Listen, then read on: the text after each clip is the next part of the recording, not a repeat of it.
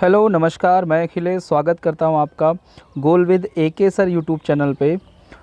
तो मैं आपको बता दूं कि हम लोग क्वेश्चन आंसर भी अब करेंगे और आज के वीडियो में मैं आपको 10 क्वेश्चन करवा रहा हूं जो कि बहुत ही इंपॉर्टेंट क्वेश्चन हैं। और ये क्वेश्चन मोस्टली जो मैंने आपको एक टॉपिक पढ़ाया है पॉलिटी में, संघ और उसके राज्य क्षेत्र अर्थात संविधान का भाग 1 जो पढ़ाया है आर्टिकल 1 से लेकर 4 तक, उससे रिलेटेड होंगे। और 2-3 क्वेश्चन जो हैं वो इधर उधर से भी मैंने डाले हुए हैं। आपको करना क्या है इस वीडियो में, आपको क्वेश्चन पढ़ना है, प्रश्न को बहुत सही से पढ़ना है और उसके ऑप्शन को देखना है। एक ऑप्शन आपको अपना सेलेक्ट कर लेना है, जो आपको लगता हो 4 में से एक आपको लग रहा हो कि ये वाला सही है। इस तरीके से 10 प्रश्न आप कंप्लीट करेंगे। मैं 10 का आंसर भी बाद में बताते हुए चलूँगा और लास्ट में कमेंट करके आप मुझे बताएंगे कि आपके कितने प्रश्न सही हुए हैं। चलिए स्टार्ट करते हैं वीडियो को। पहला प्रश्न आप स्क्रीन पर देख रहे हैं कि संविधान लागू होने के पश्चात निम्न में से कौन भारतीय संघ का एक आरक्षित राज्य था। क्वेश्चन एक बार आप और पढ़ लीजिएगा। ऑप्शन मैं इसके बता दे रहा हूँ कि दादरा व नागर हवेली, ऑप्शन बी है लक्षद्वीप समूह, ऑप्शन सी है अंडमान निकोबार द्वीप समूह और ऑप्शन डी है सिक्किम। आप अपना उत्तर सेलेक्ट कर लें।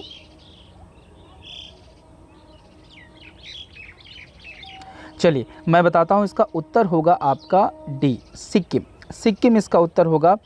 सिक्किम इसका उत्तर जो है, उसके उत्तर तो आपको इसका पता ही चल गया है। अब इसके पीछे की कुछ स्टोरी या कुछ इसके बारे में मैं आपको पॉइंट बता देता हूँ।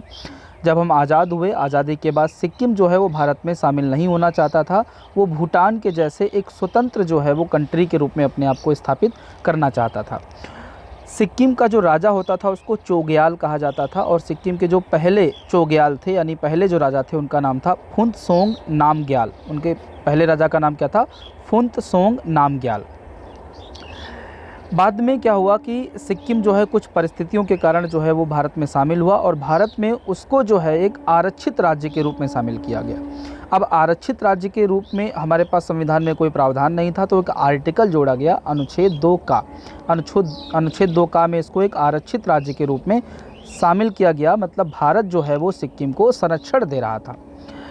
बाद में क्या हुआ, संविधान में 36वां संविधान संशोधन हुआ। संविधान में जो 36वां संविधान संशोधन हुआ था उसके तहत 26 मई 1975 को सिक्किम को जो है भारत का 22वां राज्य बना लिया गया। सिक्किम भारत का 22वां राज्य बन गया और उसी के साथ आपका अनुच्छेद 2 का जो है वो खाली पड़ा हुआ है, निरसित हो गया। तो संविधान का जो अनुच्छेद 2 का है वो निरसित या खाली पड़ा हुआ है। ठीक, उसमें था क्या, सिक्किम को जब संरक्षित राज्य के रूप में भारत में शामिल किया गया था तो उसको रखा गया था। चलिए अब दूसरे क्वेश्चन की ओर हम मूव करते हैं। इसका आंसर क्या हो जाएगा? डी, सिक्किम। आपने देख लिया है। अब अगला क्वेश्चन हम देखते हैं। क्वेश्चन नंबर 2 है, किसी राज्य के नाम में परिवर्तन करने का अधिकार निम्नलिखित में से किसको प्राप्त है। प्रश्न एक बार और आप पढ़िए, किसी राज्य के नाम में परिवर्तन करने का अधिकार निम्नलिखित में से किसको प्राप्त है। ऑप्शन ए है राष्ट्रपति को, ऑप्शन बी संसद को, ऑप्शन सी है संबंधित राज्य के विधानमंडल को, ऑप्शन डी है संबंधित राज्य के राज्यपाल को। आप अपना एक उत्तर सेलेक्ट करें। चलिए मैं इसका उत्तर आपको बता दे रहा हूं और फिर इसके बारे में थोड़ी सी जानकारी आपको देता हूं। मैं इसका उत्तर अगर आपको बताऊं तो इसका उत्तर क्या होगा? बी, संसद को। ठीक है, अब आप कहेंगे कि संसद को कैसे, थोड़ा सा मैं आपको समझा देता हूं। देखिए हमारे संविधान में एक आर्टिकल है जिसको हम बोलते हैं, आर्टिकल 1 है जिसको हम बोलते हैं आर्टिकल 3, अनुच्छेद 3। अनुच्छेद 3 में क्या कहा गया है उस बात को पहले आप समझिए। अनुच्छेद 3 में कहा गया है कि राज्यों के पुनर्गठन के संबंध में संसद को शक्ति, यानी अगर किसी राज्य का पुनर्गठन किया जा रहा है तो उसको लेकर जो भी शक्तियां हैं वो किसके पास होंगी? संसद के पास होंगी। अब पुनर्गठन में क्या क्या आएगा वो आप समझ लीजिए। पुनर्गठन में जैसे किसी राज्य का नाम बदलना या किसी राज्य की सीमा को घटाना या किसी राज्य की सीमा को बढ़ाना या फिर 2 या 2 से अधिक राज्यों को आपस में मिलाना, ये सारे काम जो हैं वो क्या कहलाते हैं? पुनर्गठन के अंतर्गत आएंगे। और ये सब काम करने का अधिकार अनुच्छेद 3 के तहत किसको होगा? संसद को होगा। उम्मीद कर रहा हूँ ये वाला प्रश्न भी आपको समझ में आया होगा। चलिए प्रश्न नंबर, इसका उत्तर आप समझ गए हैं, बी होगा। अब प्रश्न नंबर 3 की ओर मूव करते हैं। प्रश्न नंबर 3 दिया हुआ है कि मूल संविधान में राज्यों की संख्या कितनी थी। मूल संविधान में राज्यों की संख्या कितनी थी? ऑप्शन ए है 21, ऑप्शन बी है 25, ऑप्शन सी 19 और ऑप्शन डी 31। आप अपना एक उत्तर सेलेक्ट कर लें। चलिए मैं बताता हूँ इसका उत्तर क्या होगा, ऑप्शन सी 19। अब देखिए कहीं कहीं किसी बुक में या कहीं कहीं आप देखते हैं तो ये आपको 20 भी मिलता है, कहीं कहीं जो है 27 भी मिलता है, तो 27 होने का तो सवाल ही नहीं उठता है, ठीक है। तो कहीं 20 मिलता है, कहीं 19 मिलता है, लेकिन मोस्टली जो बुक हैं, मोस्टली जगह पर आपको क्या मिलेगा, 19 ही मिलेगा। इस क्वेश्चन में और ज़्यादा बताने को कुछ है नहीं, तो अगले क्वेश्चन की ओर हम जो है भाग चलते हैं। चलिए आइए दौड़ते हैं, इसका आंसर सी हो जाएगा। तो क्वेश्चन नंबर अगला है, क्वेश्चन नंबर 4 है, अब भारत का संविधान भारत को कैसे वर्णित करता है। प्रश्न बहुत अच्छा है और बहुत सरल प्रश्न है। ऑप्शन ए है राज्यमंडल के रूप में, राज्यों के संघ के रूप में, महासंघ के रूप में, डी है इनमें से कोई नहीं। तो आप अपना उत्तर सेलेक्ट कर लें। उम्मीद कर रहा हूँ आपने सेलेक्ट भी कर लिया होगा और सही भी सेलेक्ट किया होगा। चलिए इसका उत्तर मैं आपको बता दे रहा हूँ, इसका उत्तर क्या होगा, राज्यों का संघ। जैसा आप सभी जानते हैं कि आर्टिकल जो आपका आर्टिकल जो 1 है उसमें ये कहा गया है भारत अर्थात इंडिया राज्यों का संघ होगा, यानी छोटे छोटे जो राज्य हैं उनसे मिलकर जो हमारा भारत बनता है उसी को हम लोग क्या बोलते हैं, संघ बोलते हैं, ठीक है। अनुच्छेद 1 में ये बात कही गई है। अनुच्छेद 1 के अनुसार संविधान क्या कर रहा है, भारत को राज्यों का संघ के रूप में वर्णित कर रहा है। चलिए आगे बढ़ते हैं अगले क्वेश्चन की ओर। अगला क्वेश्चन है, इसका बी आंसर हो जाएगा। अगला क्वेश्चन है, झारखंड राज्य का गठन कब हुआ था। ठीक है, प्रश्न कई बार पूछा भी गया है और इसको याद भी रखिए, झारखंड राज्य का गठन कब हुआ था। ऑप्शन देख लीजिए, 1 नवंबर 2000 को, ऑप्शन बी 9 नवंबर 2000 को, ऑप्शन सी 15 नवंबर 2000 को, ऑप्शन डी इनमें से कोई नहीं। आप अपना उत्तर सेलेक्ट करें। चलिए मैं इसका उत्तर बताता हूँ, इसका उत्तर होगा सी 15 नवंबर 2000 को। थोड़ा सा इसके बारे में भी जान लीजिए।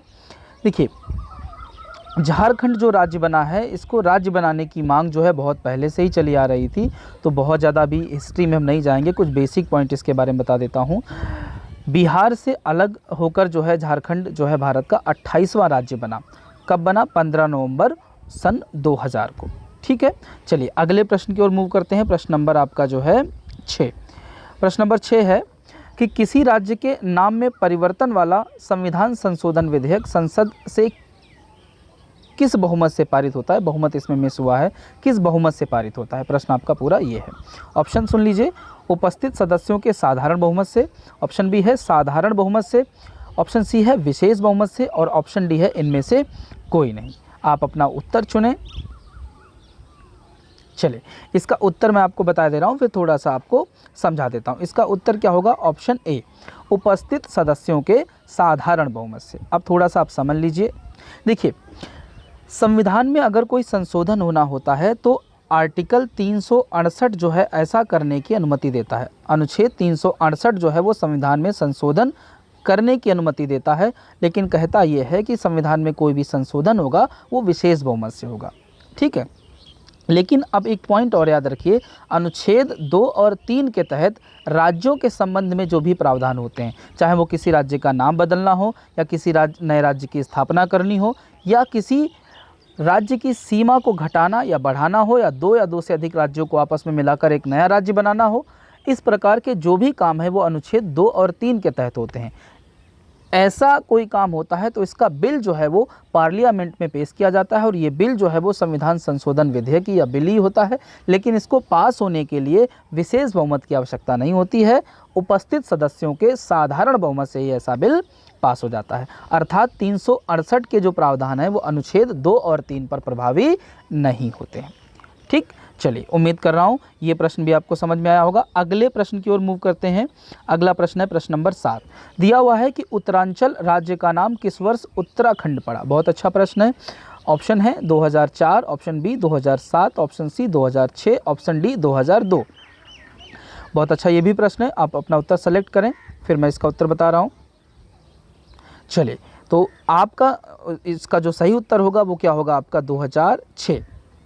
अब थोड़ा सा मैं आपको बता देता हूँ कि यूपी से कटकर जो है एक नए राज्य की स्थापना हुई थी। कब, ये हुई थी 2000 में। ठीक है, 2000 में 9 आपका जो है 9 तारीख थी एग्जैक्ट मुझे डेट नहीं याद आ रही है। तो 2000 में जो है यूपी से कटकर एक राज्य बना जिसका नाम उत्तरांचल रखा गया, और 2000 से लेकर 2006 तक इसका नाम उत्तरांचल ही रहा। बाद में 2006 में इसका नाम जो है वो उत्तराखंड पड़ा, और ये उत्तरांचल जो 2000 में बना था राज्य, ये 27वां राज्य था यूपी का, ठीक है, भारत का। तो भारत का 27वां राज्य उत्तरांचल था और भारत का 28वां राज्य जो है झारखंड था, ठीक है। उत्तरांचल पहले बना है और झारखंड उसके बाद में बना है। उम्मीद कर रहा हूँ 7वां प्रश्न भी आपको समझ में आया होगा।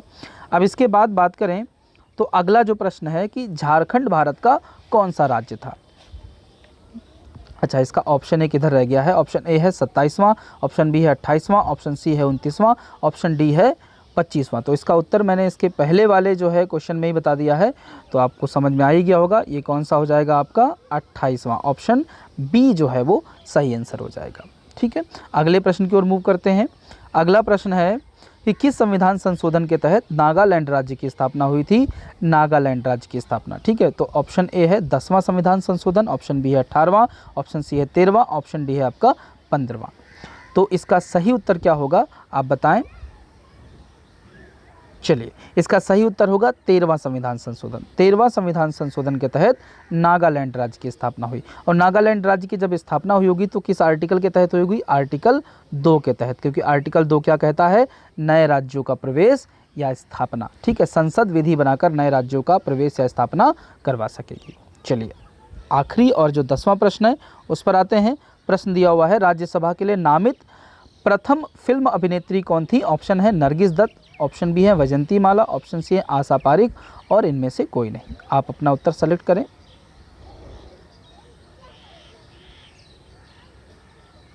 चलिए, तो इसका सही उत्तर क्या होगा? Option A Nargis Dutt. संजय दत्त की मम्मी और सुनील दत्त की जो है वो पत्नी नरगिस दत्त जो है वो राज्यसभा के लिए नामित प्रथम फिल्म अभिनेत्री थी, ठीक है।